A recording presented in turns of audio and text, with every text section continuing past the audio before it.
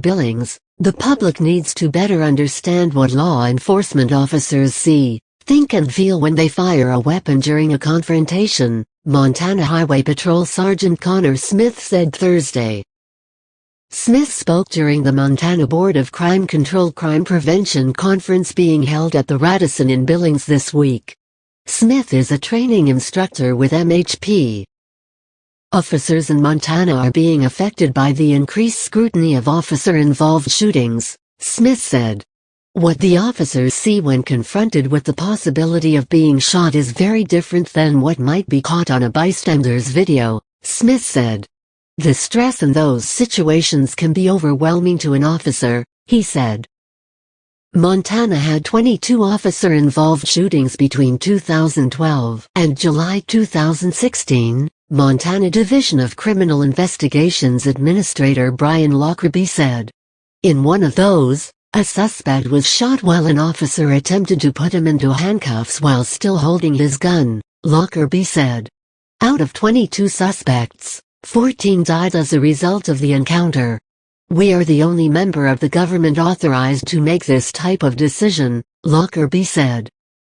This is why Smith's training is important for officers. During his 3-day course, Smith takes officers through a series of scenarios involving potentially lethal force. This includes attacks from weapons like knives, de-escalation techniques and gun attacks using simunition, a non-lethal form of ammunition sometimes made of soap or paint. Simunition can leave welts or break the skin of a person who is hit, adding real stress to a training scenario, Smith said. This will help officers react in a more educated way, Smith said. During training, he has seen officers try to reload their gun with a canister of pepper spray, Smith said. By recreating the fear and stress of a deadly scenario, officers are going to have a better chance of reverting to their training when they meet the situation in real life, Smith said. A little under half of those 22 shootings happened in Montana cities, but 27% happened in rural communities, Lockerbie said. It's going to happen to your agency, Lockerbie said. Montana Highway Patrol Colonel Tom Butler recommended getting officers away from the scene of the shooting as soon as possible. When the officer is placed on administrative leave, supervisors must be careful to make it clear it is for the benefit of the investigation. Everyone has known an officer who has had trouble during their career, Butler said. Those people need to be dealt with, because the whole agency will be scrutinized when something happens, Butler said. When it comes to mental health after an officer-involved shooting, Butler said young recruits coming in are different than officers in the past. I'm not saying they're wrong and we're right, Butler said. They have different mental health support than officers in the past, Butler said. Yellowstone County Attorney Scott Tweedo encouraged officers to communicate with local community leaders and with the public after an officer-involved shooting.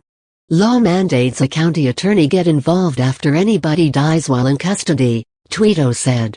Get on the same page with the attorney, and make sure all departments involved stay in good communication, Tweedo said.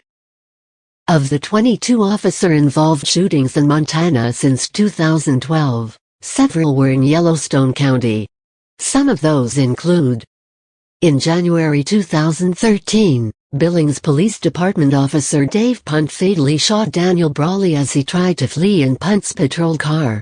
Jason James Shaw, 32, was shot dead in February 2013 by Billings police officer Grant Morrison.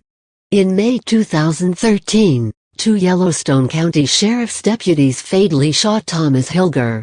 In July 2013, a Yellowstone County Sheriff's sergeant shot and killed Dean Randolph Jess, a Montana State Prison escapee, near a busy West End shopping area. In April 2014, BPD officer Morrison shot and killed 38-year-old Richard Ramirez.